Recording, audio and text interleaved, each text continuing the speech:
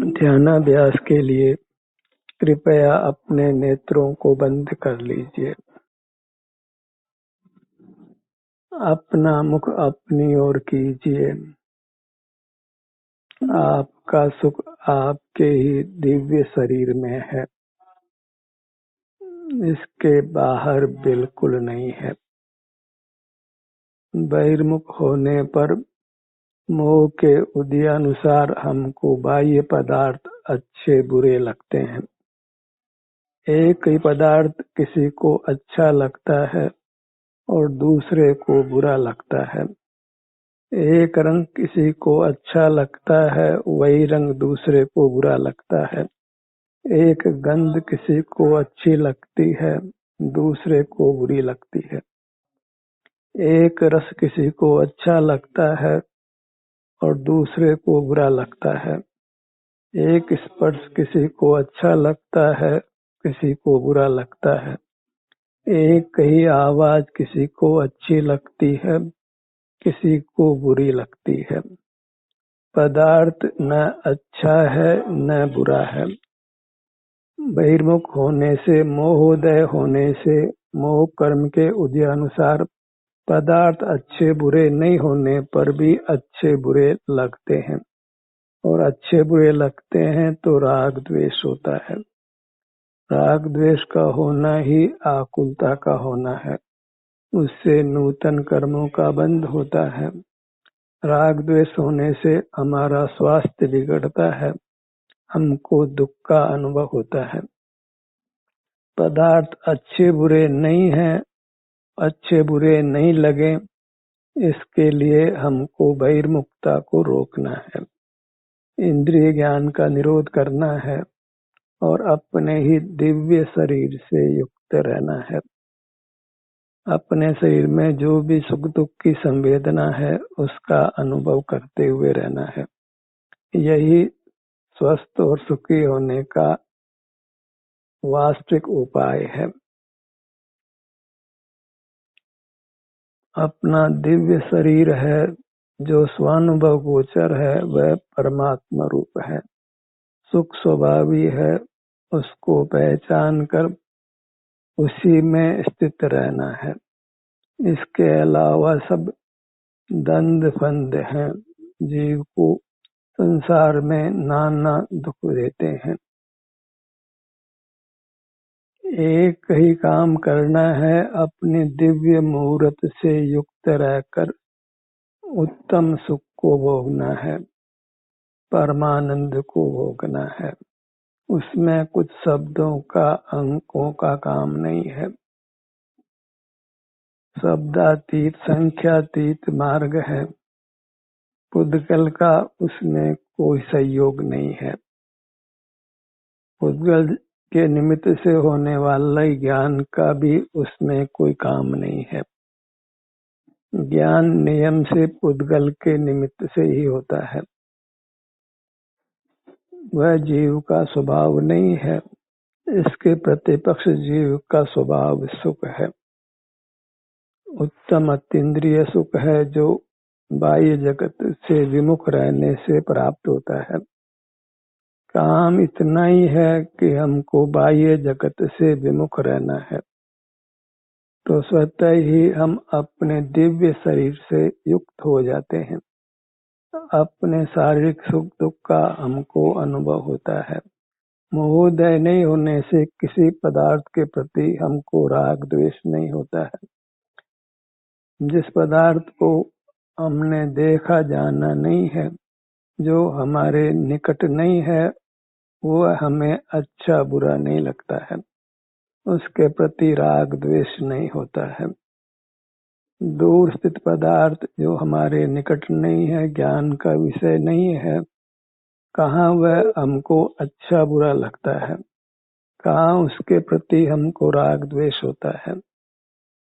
राग द्वेष नहीं होना ही निराकुल होना है, सुखी रहना है। तो जगत को अनदेखा करना है। कोई पदार्थ जानने में भी आ जाए तो उसके संबंध में विकल्प नहीं करना है। उस पदार्थ के संबंध में लेट गो, उसको भूल जाना है। इंद्रिय ज्ञान हुआ, उसको लंबाना नहीं है, उसके बारे में विचार नहीं करना है, उसका स्मरण नहीं करना है। उसको हो गया तो उसके बारे में कुछ भी विकल्प चिंतन नहीं करके अपने दिव्य परमात्मा रूप से युक्त होना है, दिव्य शरीर से युक्त होना है।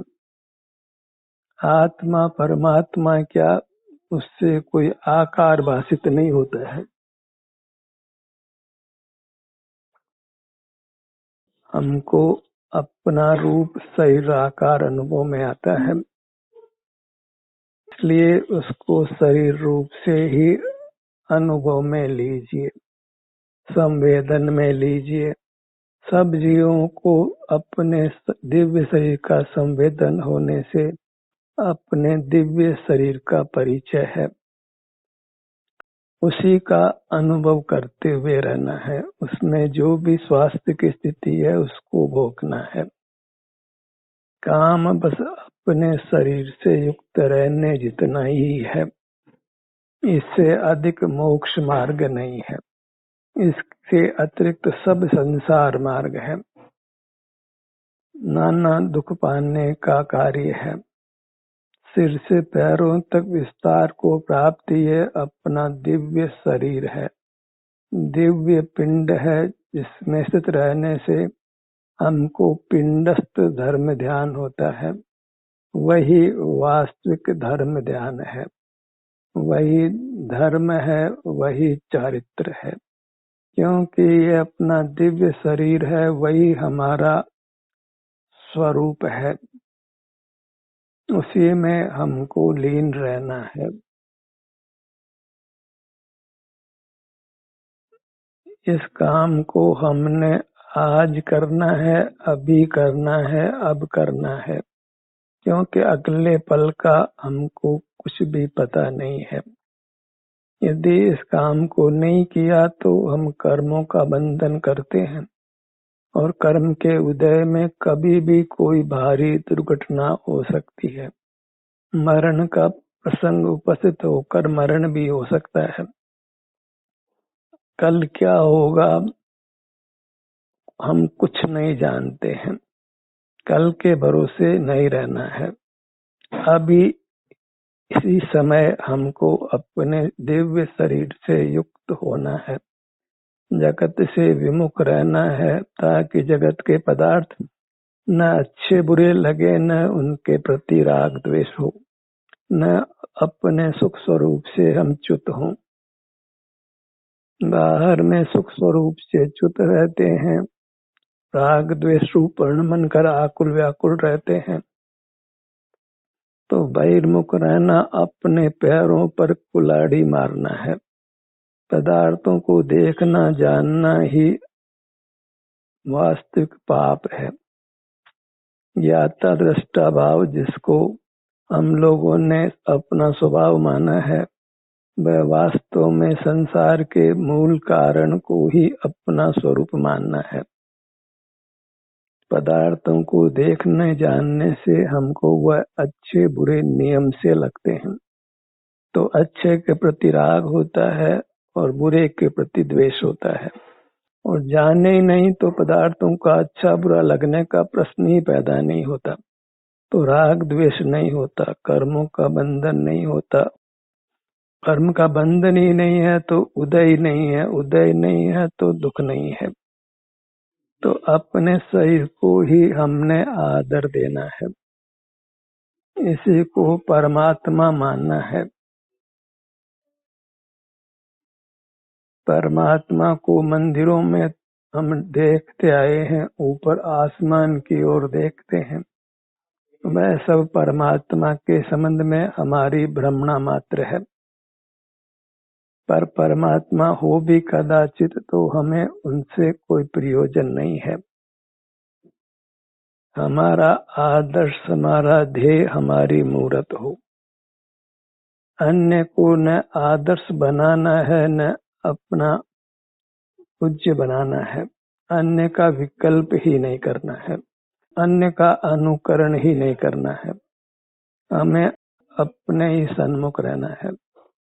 पर का कोई काम नहीं है, क्योंकि पर है वह अच्छा बुरा लगकर राग द्वेष पैदा करेगा। परमात्मा अच्छे हैं, उनके प्रति राग होगा। संसारी मोह जीवों को देखकर द्वेष होगा। तो हमको न परमात्मा को देखना है, न संसारी जीवों को देखना है।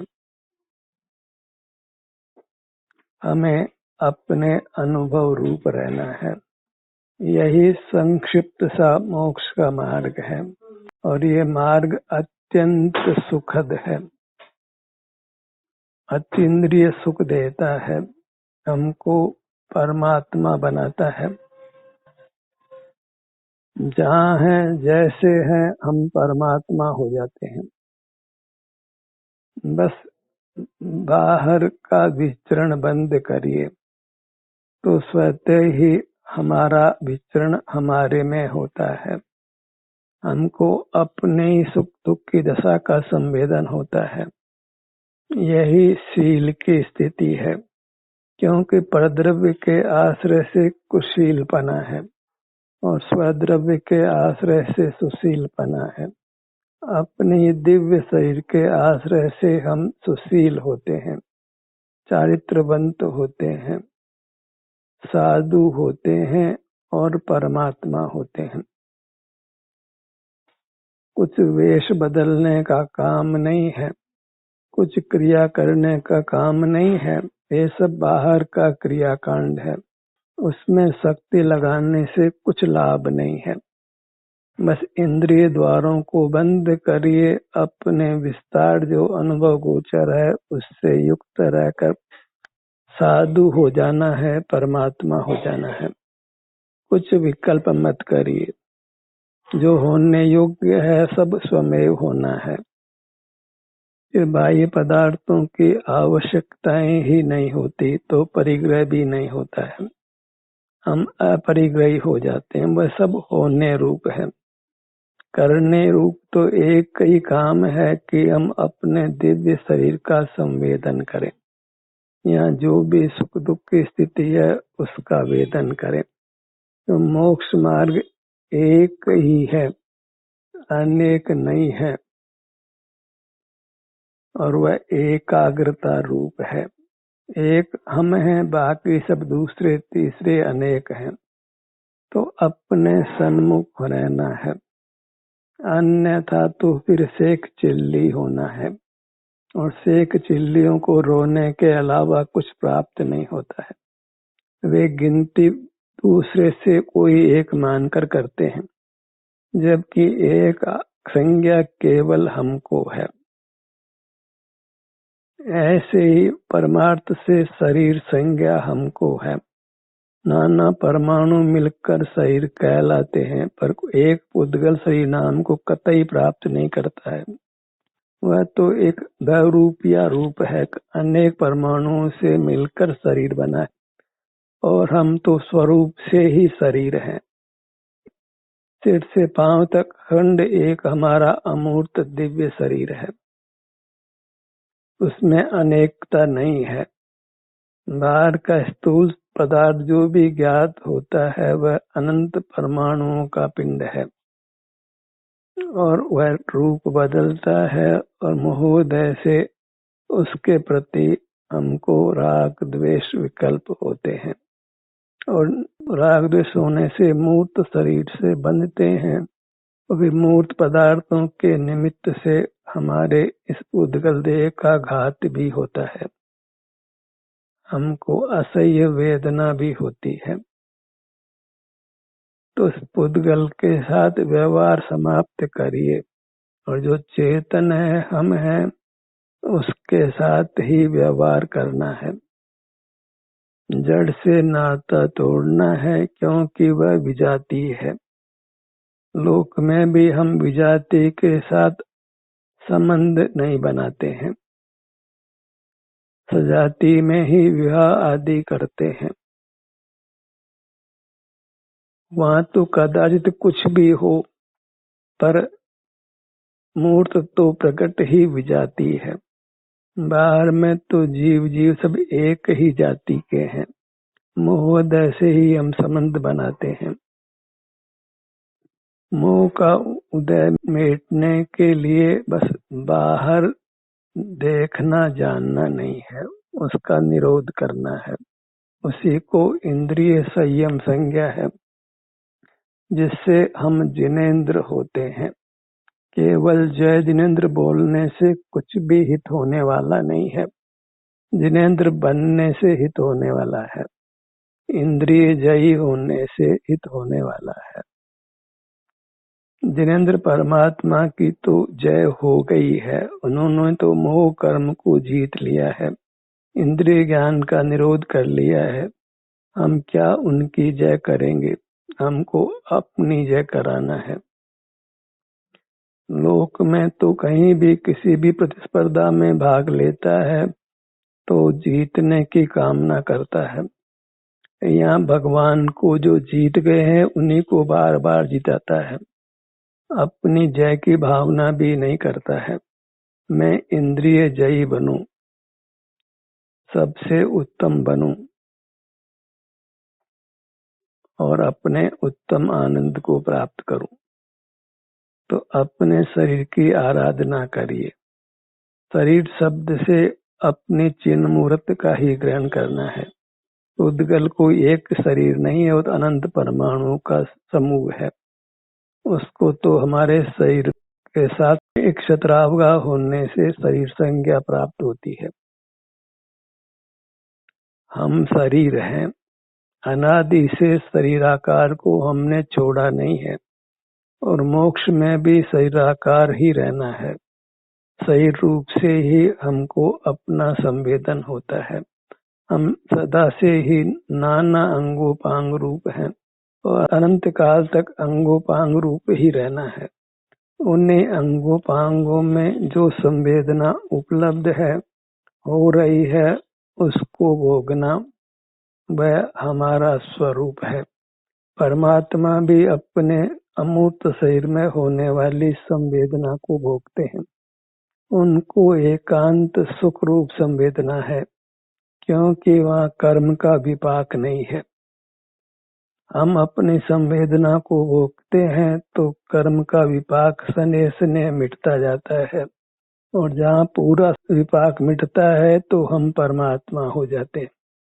हमें उस विपाक का अनुभव कर उस कर्म के विपाक से मुक्त हो जाना है। वही कर्म क्षय का एकमात्र उपाय है, अन्य कोई उपाय नहीं है। बहिर्मुख रहकर भले ही आप कितनी ही तपस्याएं करिए, कितना ही कष्ट भोगिए, उससे स्वास्थ्य बिगड़ना है, उससे मोक्ष मार्ग नष्ट होना है। अपने अमूर्त शरीर से युक्त रहना है। अपने सुझाव से, अपनी प्रेरणा से प्रतिपल एक पल को भी वृथा नहीं गंवाना है, बिना संवेदन के नहीं गंवाना है। अत्यंत इस कार्य में लीन रहना है। अन्य कार्यों में हम अपने अमूल्य समय को नष्ट करते हैं, अपने संसार को दीर्घ करते हैं, उससे हमारा अत्यंत अहित होता है। संसार का दुखरूप परिभ्रमण चालू रहता है।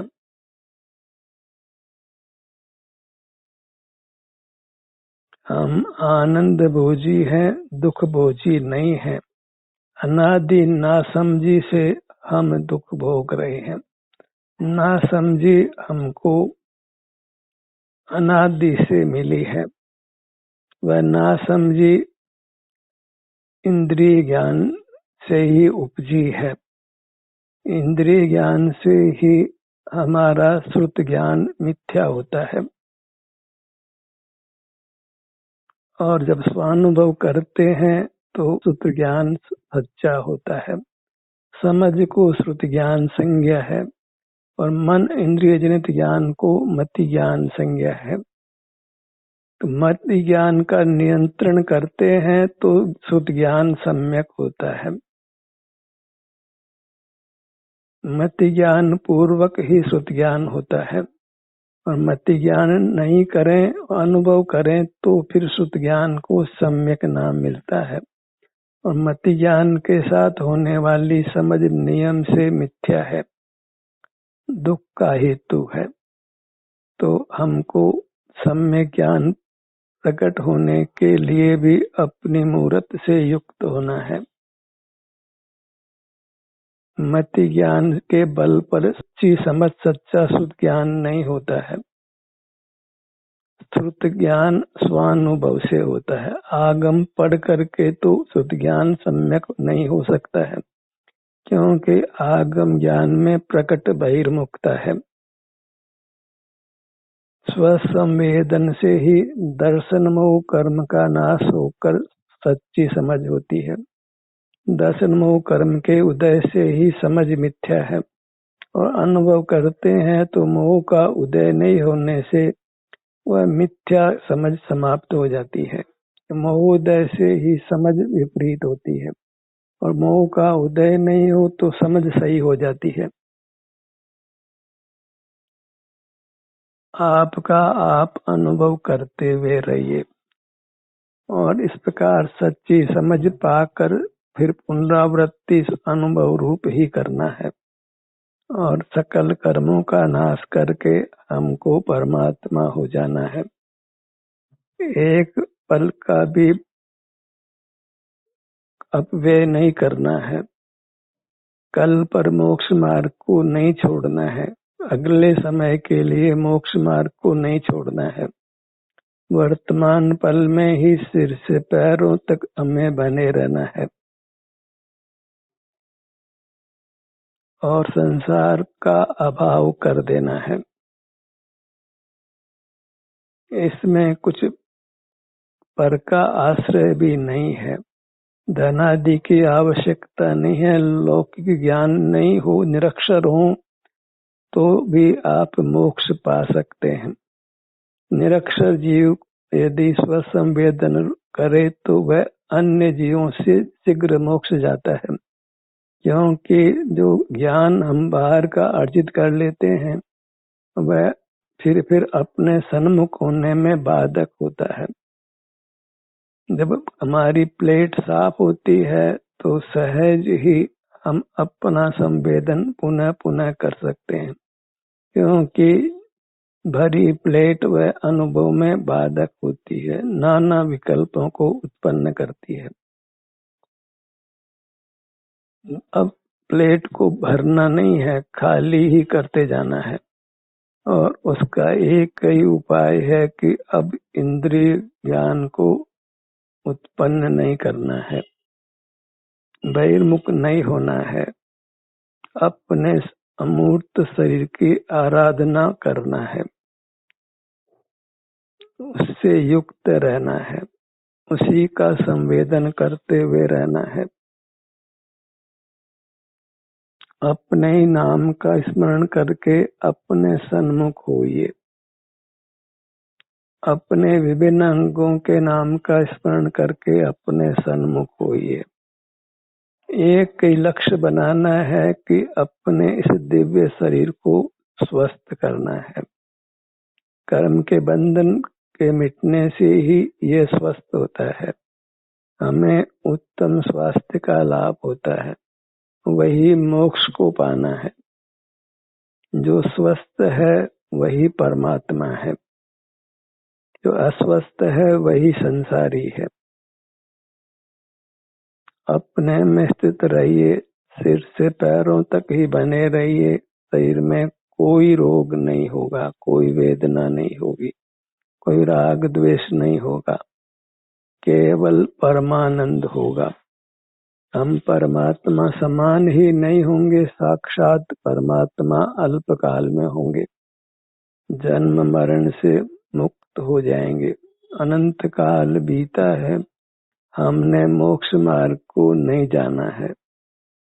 अब चूंकि हमको अपने स्वरूप की अंतर्मुख होने से प्रतीति हुई है, तो अब मोक्ष को दूर नहीं रखना है, परमात्मा पद को दूर नहीं रखना है, सुख से वंचित नहीं रहना है, दुख नहीं भोगना है। अपने ही विभिन्न भागों का संवेदन करते हुए रहना है। अपना हर भाग दिव्य है, परमात्मा है। दिव्यता से ही हमको देव संज्ञा मिलती है, परमात्मा देव। और यह परमात्मा देव शरीराकार है। इसी में रहकर कर्मों का क्षय होता है और यह शरीराकार तो बना ही रहता है।